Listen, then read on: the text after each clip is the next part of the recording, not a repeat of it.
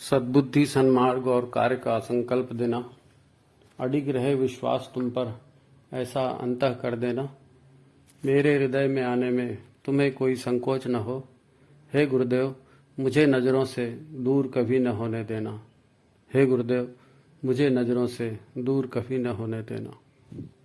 नमस्कार, गायत्री चिंतन धारा में आपका स्वागत है। मित्रों, आध्यात्म जितना महत्वपूर्ण है उतना ही इसके बारे में भ्रम का माहौल भी है।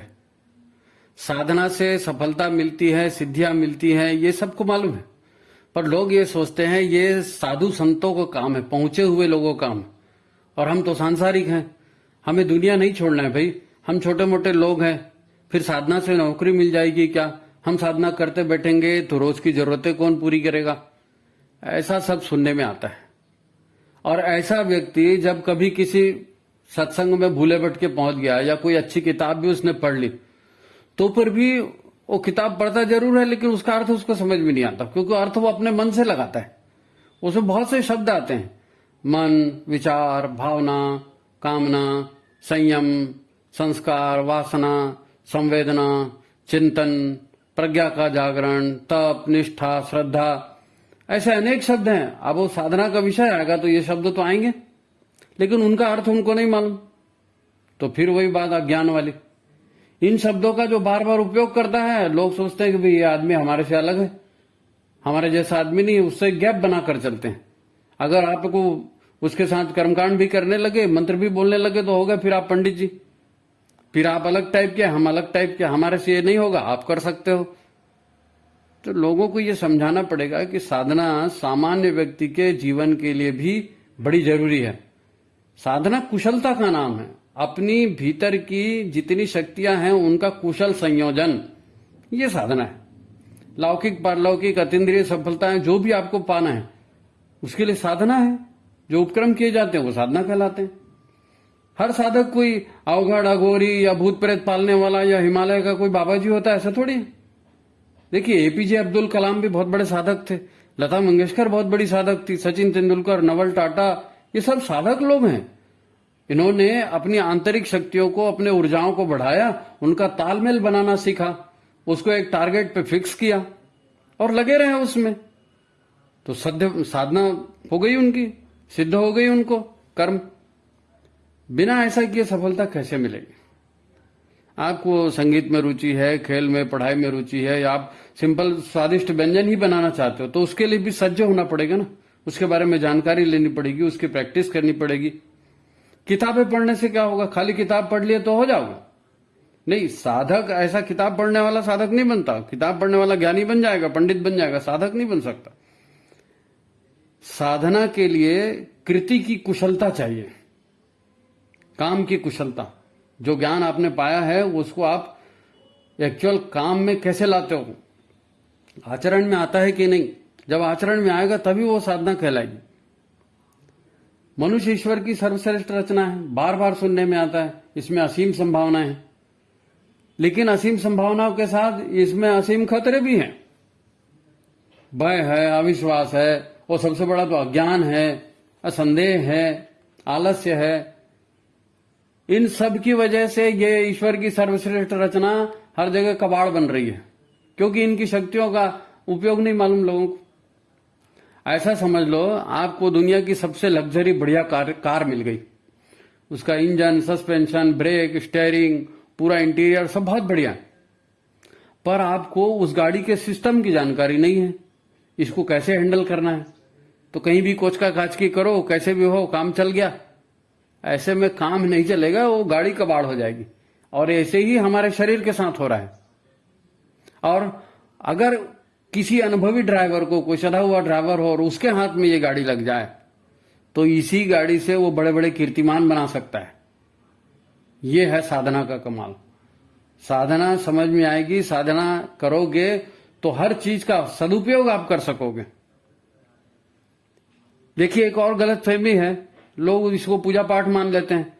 कौन सी देवी की पूजा करें, कौन सी देवता की पूजा करें, लाल फूल चढ़ाएं, पीला फूल चढ़ाएं, धोती नहीं पहनाऊं, पेंट पहन के चलेगा क्या, पत्नी को बाएं बिठाऊं, दाहिने बिठाऊं, अरे पत्नी नहीं है तो क्या गर्लफ्रेंड को बिठाऊं, क्या कुछ भी वाहियात, जिसको जो समझ में आता है पंडित बन जाता है, अपना तर्क देना शुरू कर देता है, तमाशा बना दिया। ये कोई अध्यात्म है? देखो, साधना खुद की करनी है। भगवान सब सदे सदाए हैं। खुद अपने भले के लिए अपनी आंतरिक शक्तियों का सुनियोजन करना है। देव दुर्लभ मनुष्य शरीर मिला है तो उसका उपयोग बिना साधना के नहीं हो सकता। गुरुदेव ने साफ कहा है, तुम शरीर मात्र नहीं हो, तुम्हें इस शरीर का बेहतर उपयोग करना सीखना है। नहीं तो ये शरीर क्या है? ये तो मलमूत्र की गठरी से ज्यादा कुछ नहीं है। फिर इस शरीर के अंदर तुम्हारा मनोमय शरीर है, वो तो और भी प्रचंड शक्ति का स्वामी है। कई तरह की संभावनाएं उसमें है। असली सफलता असफलता तो मन से होती है। इनकी शक्तियों का ठीक से उपयोग नहीं किया तो ये शरीर को भी रोगी बना देती है, पागल बना देती है, इंसान जानवर बन जाता है। सुख दुख सब इसी मनोमय शरीर से बनता बिगड़ता है। लोग इसे समझते नहीं है, फिर तकदीर को दोष देते हैं, नशा करते हैं, मरते मारते रहते हैं। फिर ऐसे 3 शरीर और हैं।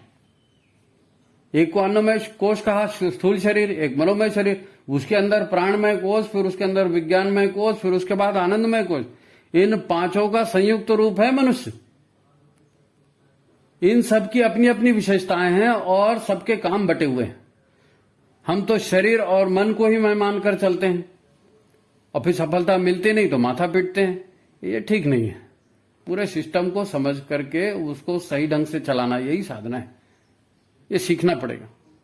दरअसल लोग अपने शरीर से लाचार हो गए हैं, गलतफहमियां हैं, सभी मन के गुलाम हो गए हैं। यही प्रमुख दिक्कत है। उनको यह महत्वपूर्ण बात नहीं मालूम कि हमारे शरीर में कई केमिकल फैक्ट्रियां हैं, छोटी छोटी ग्रंथियां हैं, उसमें बहुत सारे रसायन बनते हैं, हार्मोन बनते हैं। आपको डर लगता है, आप खुश होते हो, आपकी कहीं आस्था और विश्वास मजबूत होता है, कोई विचार बार बार आपके दिमाग में आता है नेगेटिव पॉजिटिव, तो उस तरह के रसायन और हार्मोन्स शरीर में बनने लगते हैं। फिर शरीर भी खराब होता है, आपका मूड भी इसी से खराब होता है, फिर शरीर भी इससे अच्छा भी होता है, मूड भी अच्छा होता है। तो आपको इन बारीकियों को समझना पड़ेगा। देखिए, शरीर को एक्टिव रखना है तो वो तो हम नहीं रखेंगे, और किसी ने कह दिया सोच समझ के काम करना, तो फालतू बात को सोचते रहेंगे और सोच सोच के और ज्यादा दिमाग खराब करेंगे। उल्टी सीधे मनोभाव बना करके रखेंगे, फिर कई सारी ग्रंथियां खराब हो जाएंगी, फिर धीरे धीरे शरीर पूरा डैमेज हो जाता है। फिर कहते हैं कि यार तकदीर खराब है, पैसा नहीं पुरता। अरे मेरे परेशानी तुमको समझ नहीं सकते, तुम इस स्थिति से गुजरोगे तब समझ में आएगा। अरे बंदा खुद अपनी परेशानी नहीं समझ रहा है, इसी मतलब खुद ही अपनी मुसीबत बढ़ा रहा है। तो अपनी एक अच्छी खासी गाड़ी को कबाड़ होने से बचाइए। साधना महत्वपूर्ण है सभी के लिए। साधना का अपने जीवन का हिस्सा बनाइए। आप चंद्रायण साधना करें, लघु अनुष्ठान करें, बड़े अनुष्ठान करें। साधना को किसी के दबाव में या लालच में मत करो। लोगों को दिखाने के लिए साधना मत करो। नहीं, गुरुदेव ने कहा है वो अनुष्ठान करना है, इसलिए कर रहे हैं। फिर भजिया की खुशबू आ गई तो पूरा ध्यान उधर। जब तुमको खुद पर ही विश्वास होगा कि इसमें मेरा फायदा है, तभी साधना करना। अपनी आंतरिक शक्तियों को व्यवस्थित करना है, ऐसा मन में लगे तब साधना करना।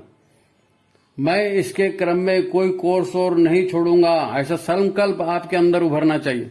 ऐसी मजबूती मन में आनी चाहिए, तब साधना सफल होगी। साधना कोई सजा नहीं है भाई, साधना में रस आना चाहिए, अपने फायदे की चीज है। मन राजी होगा तो मन भटकेगा नहीं। मन भटकता है, इसीलिए तो लाभप्रद लगता नहीं है, साधना होती नहीं है, लाभप्रद सिद्ध नहीं होती। तो पहले मानसिक तैयारी कर लो, अपना संकल्प जगा लो। साधना मन की चाहत बन जानी चाहिए। साधना का प्रत्येक कार्यक्रम प्यारा लगना चाहिए। मन तैयार होगा तो सफलता तो उसके पहले ही तैयार है। सफलता तुरंत मिलेगी। गणित है ये, विज्ञान है ये।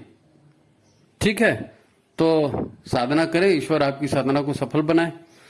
मित्रों, एक बात और है, सब लोग चैनल को देख रहे हैं, सुन रहे हैं, लेकिन सब्सक्राइब नहीं कर रहे हैं। 100 में 20 लोग सब्सक्राइब करते हैं। यूट्यूब का ऐसा फंडा है, आप जब तक लाइक और सब्सक्राइब नहीं करेंगे, इस आंदोलन को, साधना आंदोलन को बल नहीं मिलेगा। तो प्लीज लाइक कीजिए, सब्सक्राइब कीजिए और इस साधना आंदोलन को आपकी ओर से भी आप सहयोग करिए और लोगों को शेयर करिए, उनसे भी कहिए लाइक करें। एक माहौल बन जाना चाहिए।